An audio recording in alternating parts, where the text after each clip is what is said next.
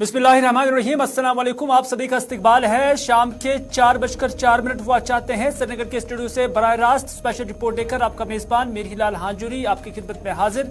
और सबसे पहले बात करेंगे उमर अब्दुल्ला के उस खबर की, उस बयान की जो आज उनने जम्मू कश्मीर के माहौल को लेकर या इन्वर्टेड कामास बिगिंस साजगार माहौल को लेकर कही है। क्योंकि उमर अब्दुल्ला ने आज जो बयान दिया है उसमें उन्होंने कहा कि जम्मू कश्मीर को मिलिटेंसी फ्री बनाने में जो हमारा रोल होगा हम निभाने के लिए तैयार हैं। अलबत्ता जम्मू कश्मीर कितना मिलिटेंसी फ्री है वो कुकरनाग से ही पता चल गया है। यानी हाल ही में जो कुकरनाग गडोल के अंदर एनकाउंटर हुआ जिसमें फौज के कई अफसरान को जाम बैक किया गया और पुलिस के एक डीएसपी को भी जाम बैक किया गया, उसी को बुनियाद बनाकर उमर अब्दुल्ला का कहना है कि जम्मू कश्मीर के अंदर साजगार माहौल कितना है या मिलिटेंसी फ्री कितना ये एरिया है हम ये सब जानते हैं और ये कुकरनाग एनकाउंटर से ही पता चल चुका है। उमर अब्दुल्ला ने यह भी कहा कि इतने अरसे में इतने बड़े पुलिस और जो फौज के अफसरान को जाम बैक किया गया है ये पहली बार हो रहा है और इससे पहले 90s की दहाई में तकरीबन इस तरह के वाक़ात होते थे। और उन्होंने कहा कि अगर जम्मू कश्मीर मिलिटेंसी फ्री हो जाएगी और यहाँ नॉर्मल से आ जाएगी तो हम इस एतबार से बहुत खुश हैं कि यहाँ एफसफा यानी फौज को जो हासिल खुसूसी इख्तियारात है वो भी यहाँ से हटाया जाएगा। हम में से कोई ऐसा नहीं है जो आपसे कहेगा कि डीजी साहब जो है गलत बयान कर रहे हैं। तो कहते हैं ना, आप करिए जम्मू कश्मीर को टेरर फ्री, इसमें जितना हम अपना रोल एक अदा कर सकेंगे हम भी करेंगे। हम भी चाहते हैं कि यहाँ पूरी तरह से अमन हो, लेकिन बयानबाजी से कुछ नहीं होगा। हम कितने टेरर फ्री हैं वो कोकरनाग से पता चला। कितने अरसे के बाद इतने सीनियर अफसर, colonel, major, Jammu Kashmir police का डीएसपी, आर्मी का जवान इस तरह मारे जाना कोई मामूली बात नहीं है। तो ठीक है, मकसद आपका टेरर फ्री है, ग्राउंड पे वो साबित हो जाए, बड़ी अच्छी बात है। टेरर फ्री करिए, उसके बाद अफसपा हटाइए। हम सबसे पहले उनमें से होंगे जो आपके लिए ताली बजा के कहेंगे ना आपने बहुत अच्छा काम किया। करिए टेरर फ्री और अफसपा उठाइए।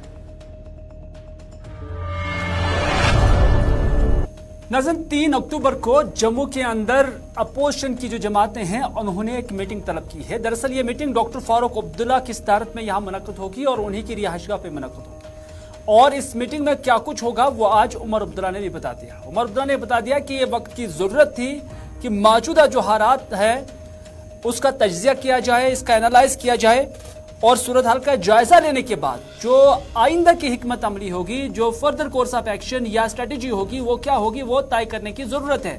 उन्होंने कहा कि जम्मू के लोगों को अक्सर ये मलाल रहता था कि कश्मीर में ही सब कुछ किया जाता है और हमने जानबूझकर ये मीटिंग जम्मू के अंदर ही रखी ताकि जम्मू की ज्यादा से ज्यादा जमातों को इस मीटिंग में शामिल होने का या उन्हीं के दर पर हम जाएंगे और उन्हें हमने इस मीटिंग के लिए बुलाया है ताकि वो इसमें पार्टिसिपेशन करें और उनके जो ख्यालात होंगे मौजूदा सूरत हाल को लेकर उनको ऑन बोर्ड लिया जाएगा और फिर उस पर जो गुफ्तचीनीद होगी उसी पर आइंदा का लाहेअमल तरतीब दिया जाएगा। मीटिंग बुलाई है, एक दूसरे के साथ बैठ के बात करेंगे।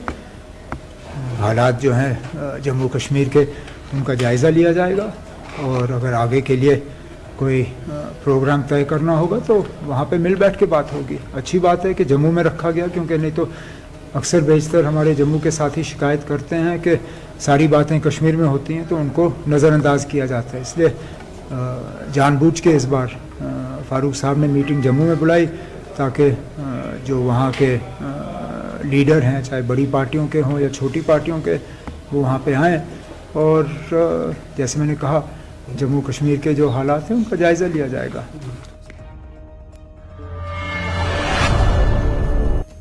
अपोजिशन जमातों की ये मीटिंग्स महज इस गर्ज से बुलाई गई है क्योंकि जो यूएलबी के इंतखाबात मुमकिन तौर पर जो कहा जा रहा है कि वो मौखर किए जाएंगे। हालांकि कोई हतमी ऐलान अभी सरकार या इलेक्शन कमीशन की जानिब से नहीं हुआ है, लेकिन खबरें आ रही हैं कि यहाँ के जो सिक्योरिटी इदारे हैं उन्होंने कहा कि हम सिक्योरिटी के पॉइंट ऑफ व्यू से अगर देखा जाए तो अभी इंतखाबात कंडक्ट करने के हक में नहीं है।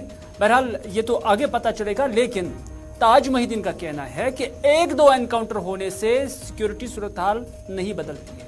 1-2 एनकाउंटर होने से इंतखाबात को मौखर नहीं किया जा सकता है। ताज मोहिद्दीन का कहना है कि इससे पहले भी यहां एनकाउंटर हुआ करते थे, लेकिन कभी भी इंतखाबात को मौखर नहीं किया गया, चाहे वो असेंबली के इंतखाबात हो या पार्लियामेंट के इंतखाबात हो। 1996 से लेकर साल 2014 तक का जो लिस्ट बताते हुए उन्होंने कहा कि हर बार एनकाउंटर होते थे, लेकिन कभी भी ये चुनाव मौखर नहीं हुए। ताज मोहिद्दीन ने यह भी कहा कि जम्मू कश्मीर के अंदर तामीर और तरक्की का बहुत कुछ या बुलंदबांग दावे तो किए जा रहे हैं, लेकिन तामीर और तरक्की सिर्फ जम्मू श्रीनगर कौमी शाहराह पर हुई है। यहाँ ऐसे ऑफिशियल्स हैं जिन्हें यहाँ के बारे में ABC भी मालूम नहीं है, वही अब यहाँ डेवलपमेंट का जिक्र कर रहे हैं। हम जब हुकूमत में थे इससे बुरे हालात थे, आज तो शांति है। 1-2 एनकाउंटर से तो फर्क नहीं पड़ता है। यहाँ तो दिन में 20 के एनकाउंटर हुआ करते थे, मगर उसमें भी इलेक्शन हुए 96 में, फिर 2002 में इलेक्शन हुए, फिर 2008 में इलेक्शन हुए, फिर 2014 में इलेक्शन हुआ। तो इलेक्शन में तो कोई मारा नहीं गया। जो लाए हुए हैं commissioner secretaries, most of them बाहर से आए, उनको कश्मीर की टोपोग्राफी भी नहीं पता है, वो जानते ही नहीं कश्मीर के गांवों का क्या हाल है। अब जो जानते हैं वो करते नहीं। तो कश्मीर में डेवलपमेंट का नारा मार रहे हैं, सिवाय नेशनल हाईवे के कहीं और तो मैंने पैसे लगता नहीं देखा। कहाँ कैबिनेट मिनिस्टर रहे हुए, कहाँ वो। इससे बड़ा मजा कोई नहीं है कि आजाद साहब लेफ्टिनेंट गवर्नर आ रहे, कतई। चौधरी ताज मोहिद्दीन का ताल्लुक DPAP के साथ है, जो गुलाम नबी आज़ाद की जमात है। कांग्रेस के वो काफ़ी देर तक सीनियर लीडर और उसके साथ साथ वजीर भी जम्मू कश्मीर के अंदर रह चुके हैं। लेकिन पैंथर्स पार्टी, उनकी जानब से डॉक्टर हर्षदेव सिंह की जानब से आज एक प्रेस कॉन्फ्रेंस दी गई है। डॉक्टर हर्षदेव सिंह ने भी मौजूदा डिस्पेंसेशन को तनकीद का निशाना बनाया।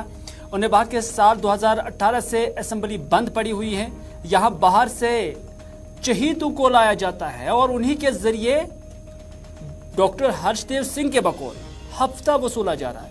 उन्होंने कहा कि अब जब पंचायतों और म्यूनसिपैलिटी से बीजेपी को जमीन खिसकने के बारे में महसूस हुआ, तो अब इंतखाबात मौखर कराने की कोशिश की जा रही है।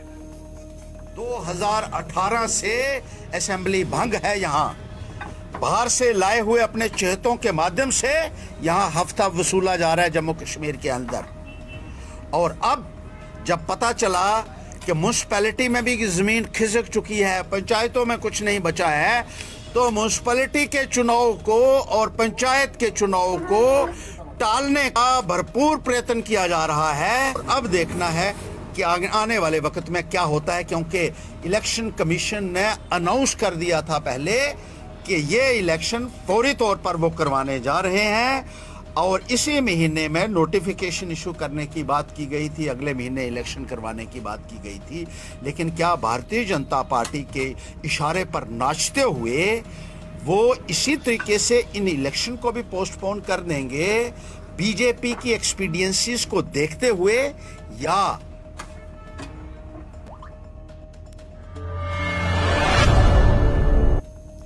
मुख्तलिफ पॉलिटिकल पार्टीज, खासतौर पर जो अपोजिशन इकाई हैं, उनकी जानब से इन ULB इंतखाबात को लेकर बीजेपी को खासतौर पर तनकीद का निशाना बनाया जा रहा है। लेकिन हक बात यह भी है कि अभी तक इन इंतखाबात को मौखर करने के हवाले से कोई ऑफिशियल कम्युनिकेशन नहीं हुई है या कोई ऑर्डर या कोई सर्कुलर जारी नहीं हुआ है।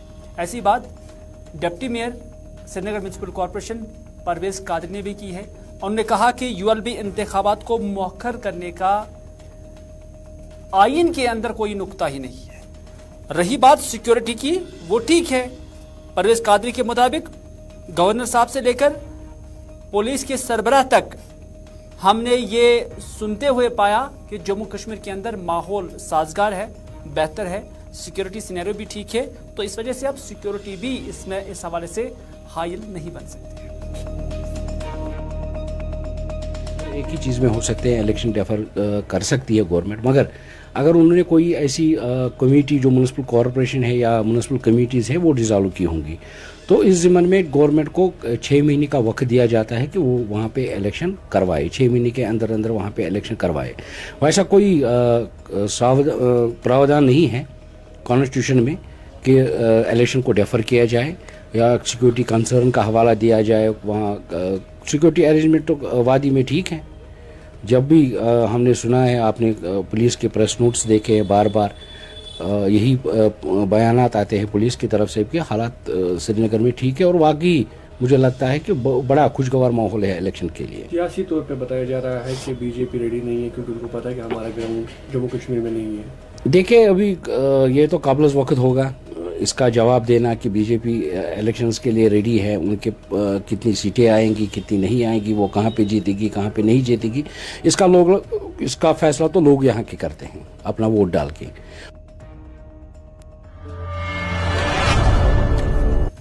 डीपीएपी के तर्जुमान सलमान निजामी ने हमारे नुमाइंदे ताबिश कमाल के साथ मुख्तसर बातचीत की और उसमें उन्होंने कहा कि जो पीएजीडी की इकाइयां हैं ये दिल्ली के अंदर इंडिया अलायंस के अंदर है, और उसी इंडिया अलायंस के अंदर वो जमातें भी शामिल है जिन्होंने 370 को खत्म करने का सपोर्ट किया था, और यही जमातें आज बीजेपी के खिलाफ हैं, और जो पीएजीडी की इकाइयां हैं वो तवक्का करते हैं इसी अलायंस से। नंबर 1। नंबर 2, उन्होंने कहा कि क्योंकि उनसे सवाल पूछा गया है कि बड़ा ये चर्चे में है कि गुलाम नबी आज़ाद जम्मू कश्मीर के गवर्नर आ सकते हैं, तो उस पर उन्होंने कहा कि ये एक अफवाह है कि लेफ्टिनेंट गवर्नर गुलाम नबी आज़ाद को बीजेपी के सपोर्ट से बनाया जा सकता है। और उन्होंने ये भी कहा है कि इससे गुलाम नबी आज़ाद का कद जो है बिल्कुल कम किया जाता है, क्योंकि ऐसे ही अफवाहें थी जब गुलाम नबी आज़ाद को मुल्क के सदर के तौर पर भी बीजेपी की सपोर्ट से पेश करने की कोशिश की गई थी। किनारा उन्होंने नहीं, हमने किया है, क्योंकि जिस तरीके से अगर पीएजीडी को देखें जैसे वो बनी थी, उसमें जो उनका एजेंडा था उस एजेंडे के मुताबिक वो चल नहीं रहे, क्योंकि जम्मू कश्मीर में पीएजीडी का सबसे बड़ा मुद्दा था कि आर्टिकल 370 वापस हो। अब वही पीएजीडी के जो मेंबर हैं, फिर उसके बाद उन्होंने गुफ्कार अलायंस, आज कोई और थर्ड फ्रंट, 3 नाम तो बदल दिए, और उसके बाद इंडिया अलायंस में शामिल हो गए। और इंडिया अलायंस में जितनी भी पार्टियां हैं, मैक्सिमम पार्टियों ने आर्टिकल 370 पे बीजेपी को सपोर्ट किया, चाहे उसमें अरविंद केजरीवाल जी हों, कांग्रेस के कई एमपी थे। वो सवाल तो मेरा है कि आजाद साहब को गवर्नर बनाने की लगातार एक सोशल मीडिया पर र्यूमर फैला हुआ है। ये र्यूमर्स है, ये लोगों की चाहत भी है।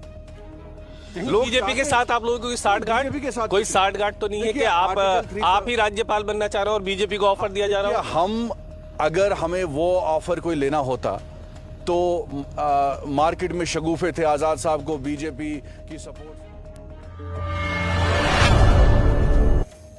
अनंतनाग की एक लड़की आरिफिनुल इरफान इसका नाम है, इन्होंने एनडीए के प्रीलिम्स को क्वालिफाई किया है और अब उसे ये इम्तिहान क्रैक करने के लिए इंटरव्यू और मेडिकल एग्जामिनेशन से गुजरना होगा। हमारे नुमाइंदे फिदा हुसैन ने आरिफिनुल इरफान के साथ बात की है, क्या कुछ कहा, आइए देखते हैं।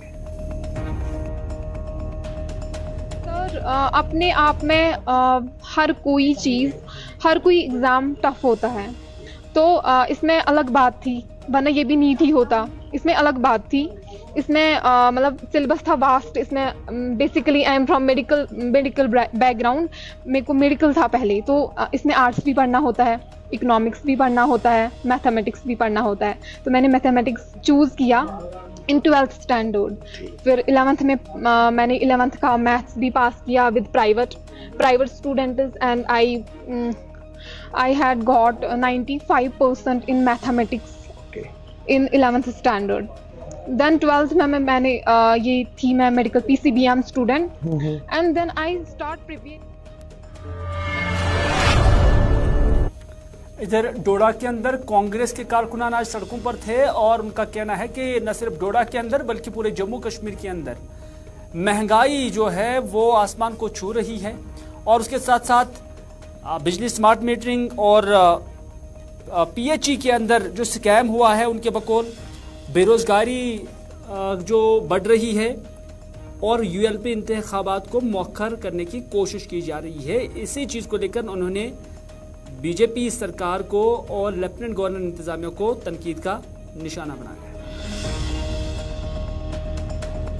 जल शक्ति में जो स्कैंडल हुआ है, आपको पता है, जिन्होंने जो अरबों रुपयों का जो स्कैंडल हुआ है, हमारी हम चाहते हैं यहाँ पे एक इंक्वायरी कमीशन बैठना चाहिए और उन ऑफिसर को सामने लाकर उनको सजा देनी चाहिए, क्योंकि ये जो पैसा है ये पब्लिक एक्सचेकर है, पब्लिक मनी है। हम चाहते हैं कि ये पैसा लोगों तक पहुँचना चाहिए। अगर लोगों के लिए स्कीमें है, फिर आम लोगों तक, गाँव गाँव, घर घर, पंचायत ये पैसा पहुँचना चाहिए। ये तो ऊपर से ही हड़प कर रहे हैं। दूसरी बात है जो ये प्रॉपर्टी टैक्स लगा रहे हैं। मुझे बताए प्रॉपर्टी टैक्स, जबकि यहाँ इनकम हमारी तो टोटल जीरो है। हमारा जो डाटा है, हमारे आप देखिए इकोनॉमी हमारी डाउन हो चुकी है, तो प्रॉपर्टी टैक्स कहां से भरने हैं? हमारा जगह जगह टोल प्लाजा लगा रहे हैं, लोगों को लूटने के लिए टोल प्लाजा लगा रहे हैं। के हालात जैसे हालात थे जम्मू कश्मीर में, सबसे बुरे हालात थे। उस वक्त भी असेंबली चुनाव हो गए, उस वक्त भी सरकार बनी, उसके बाद कई इलेक्शन हुए, असेंबली चुनाव हुए, पार्लियामेंट चुनाव हुए, पंचायत चुनाव हुए, म्यूनिसिपल के चुनाव हुए। उस वक्त तो इनको कोई थ्रेट नजर नहीं आ रही थी।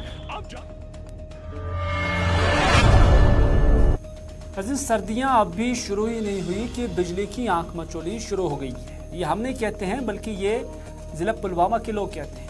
पुलवामा के लोगों का कहना है कि ज़िला भर के अंदर अलग अलग इलाकों के अंदर ये बिजली की आंख मचोली शुरू हो गई है। उनका कहना है कि इस बिजली की आंख मचोली से सार्फिन परेशान है और उन्होंने कहा कि अगरचे वो बिलें भी वक्त पर अदा करते हैं, ताहम बिजली के जो इस सिस्टम में अनशेड्यूल्ड कट की वजह से सार्फिन को परेशानियों से जूझना पड़ रहा है। कि आप देख सकते हो कि जो कुछ दिन पहले हमारे ज़िले में, पूरे ज़िले में स्मार्ट मीटर्स लगाए गए, लेकिन आप देखिए जो पावर की सूरत हाल है, सुबह लाइट गायब होती है, शाम को लाइट गायब होती है, सफ़र कर रहे हैं हमारे दुकानदार भाई, सफ़र कर रहे हैं। लेकिन अभी सर्दी नहीं, अभी सर्दी आने वाली है, तो सर्दियों में क्या होगा? जी आप देख सकते हो कि जो कुछ दिन पहले हमारे ज़िले में, पूरे ज़िले इधर गवर्नमेंट हायर सेकेंडरी स्कूल हारी गारीमन कंगन के मकामी लोगों ने, खासतौर पर बच्चों ने आज शिकायत की है कि इस स्कूल की इमारत का जो बुनियादी ढांचा है वो दुरुस्त नहीं है। उनका कहना है कि इसके बुनियादी ढांचे को ठीक करने की ज़रूरत है, नामुनासिब बुनियादी ढांचा है। और साथ ही साथ उनका कहना है कि एक ही क्लास में दो दो जमातों के बच्चे, यानी एक ही कमरे के अंदर दो दो या तीन तीन जमातों के बच्चे पढ़ने पर मजबूर है और स्कूल के अंदर असातिज़ा की भी कमी है। मैं मोहम्मद से हूँ। यहाँ पे हमारे स्कूल की हालत आप खुद देख सकते हो, हमारे ग्राउंड्स की हालत देख सकते हो।